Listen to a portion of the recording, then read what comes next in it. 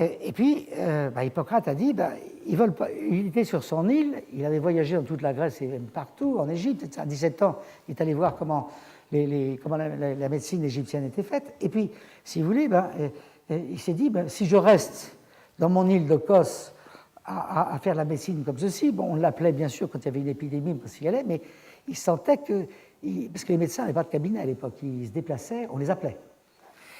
Et si vous voulez, il a vu que ça ne prenait pas, qu'on ne l'écoutait pas. C'est exactement ce qui se passe aujourd'hui. Dans le déni sociétal qui est en face de nous, cette non-réceptivité, les médecins, si vous voulez, ne sont absolument pas écoutés. On s'en fout complètement. Tant que la machine économique marche, c'est l'essentiel. Les médecins, tout le monde s'en fout. Les malades, tout le monde s'en fout. Que vous ayez un cancer, que vous n'ayez pas d'enfant, etc., tout le monde s'en fout. Le rapport de l'ONU, d'ailleurs, tout à fait clair, démographique de l'ONU, tout à fait clair. L'Europe va perdre entre 75 millions et 125 millions d'habitants dans les 50 ans qui viennent. C'est clair. Mais comme grâce à Sarkozy, la Turquie va revenir en Europe, pardon, lui il est contre, enfin, grâce aux autres qui veulent que la Turquie vienne en Europe, comme il y a de la main-d'œuvre pas chère là-bas, bon, ils sont 100 millions d'habitants, il est évident que la machine économique risque de tourner comme il faut. Heureusement que le pétrole va tout de même mettre probablement halte à cela.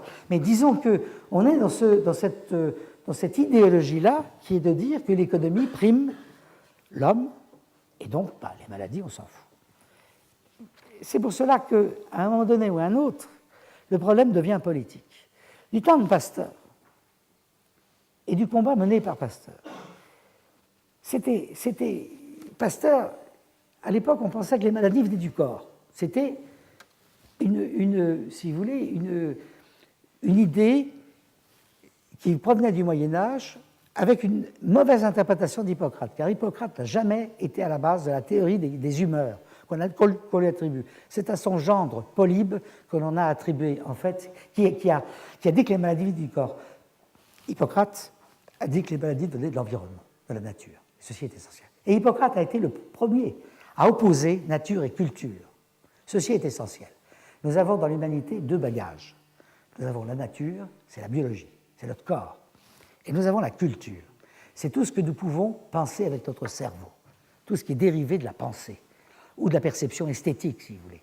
Mais ce n'est pas notre corps. Il est évident que quand vous dites à un philosophe, mais halte, mon vieux, tu penses très bien, mais le jour où ton corps sera malade, tu ne sauras plus penser. Ben, il ne comprend pas parce que lui, il est dans le monde des idées. C'est le monde de Platon. Bon.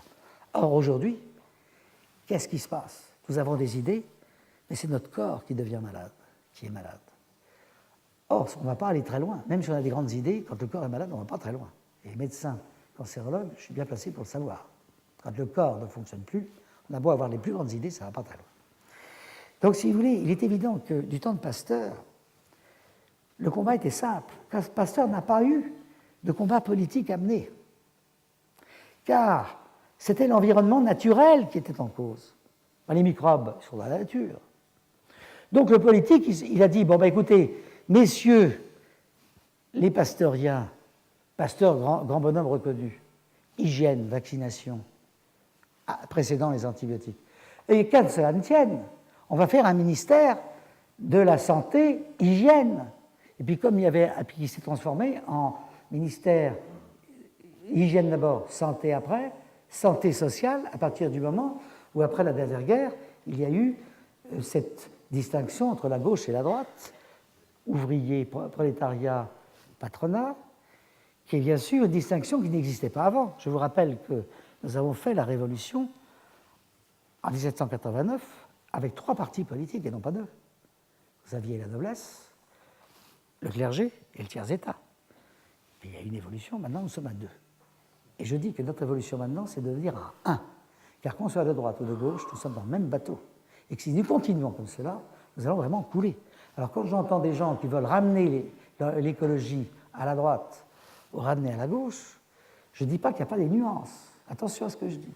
Il est évident que derrière certaines attitudes, je ne veux pas faire de politique, mais derrière certaines attitudes politiques, il y a bien sûr des attitudes qui sont plus ou moins néfastes vis-à-vis de l'écologie, qu'on les envisage sous l'angle de la droite ou de la gauche. Mais en tout cas, il y a une chose qui est claire, c'est qu'au niveau des ministères, de l'hygiène, on est arrivé à la santé, et de la santé, on est arrivé aux affaires sociales. Aujourd'hui, le combat, il est beaucoup plus difficile, il rejoint celui d'Hippocrate. Car ce n'est pas l'environnement naturel qui est concerné, c'est l'environnement artificiel. Ça remet en cause des activités humaines. Donc, de purement médical, comme il était avant la dernière guerre, le combat, il est devenu sociétal. À partir du moment où il est sociétal, il devient politique.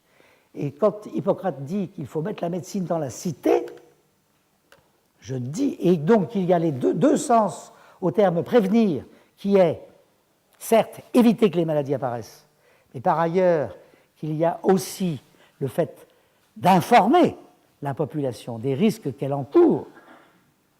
À partir du moment où on informe et que le combat est devenu sociétal, politique, il est évident qu'on est obligé de placer le problème de santé publique, de santé environnementale, au plan de la politique. Et il est clair aujourd'hui que, si vous voulez, en ce qui me concerne, je ne vois pas d'autre solution, avec tout ce que je vous ai dit, bien sûr, et tout en étant le citoyen de droite et de gauche, d'une façon ou d'une autre, au sens très large du terme et noble du terme, on ne peut faire autrement que de placer ce combat sous l'angle de la politique. Comment placer ce combat sous l'angle de la politique? Il y a d'abord la constatation du déni sociétal, c'est-à-dire la prise en considération des forces dans la société qui nous sont défavorables ou favorables. Parmi les forces défavorables, je suis certain que beaucoup d'entre nous, nous les connaissons. Ce n'est pas forcément les politiques les plus dangereux, car nous avons les politiques que nous méritons. Nous élisons les politiques que nous méritons. Ceci est important. Mais vous avez manifestement des forces lobbyistes au niveau économique et industriel, économique, financière. Nous sommes dans une société des finances, de l'argent. C'est Adam Smith, le courant utilitariste, la perte des valeurs morales, etc. Je pense que nous sommes aussi dans un siècle de la communication. C'est-à-dire que nous allons masquer une réalité par le verbe. C'est-à-dire que nous sommes dans le logos des Grecs, et dans la vérité au sens du logos des Grecs, et non pas dans la perception de la réalité. Alors la perception de la réalité, elle est essentiellement scientifique. C'est par nos organes des sens, associés à l'entendement, comme Kant, le philosophe Kant, par exemple, le disait, c'est-à-dire le raisonnement. La perception n'est pas une sensation. On peut toucher un objet, ça, c'est une sensation. Ah bah oui, ça. Mais reconnaître l'objet que l'on a touché, le distinguer des autres, dire que c'est une table, dire que c'est du bois, etc., tout ça, c'est de la perception, c'est de l'entendement. C'est-à-dire qu'au-delà, on a transformé une sensation, notre cerveau transforme une sensation en quelque chose de beaucoup plus élaboré. Eh bien, nous sommes dans une civilisation où nous avons perdu le sens de l'observation, à tous les niveaux.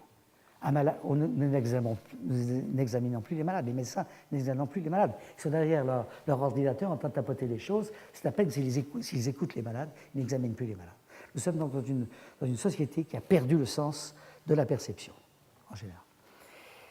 Et nous sommes dans un sens de communication. C'est-à-dire que nous parlons, c'est une compétition dans le verbe des médias qui sont là, et que le bon communicant, c'est les sophistes de l'ancienne Grèce.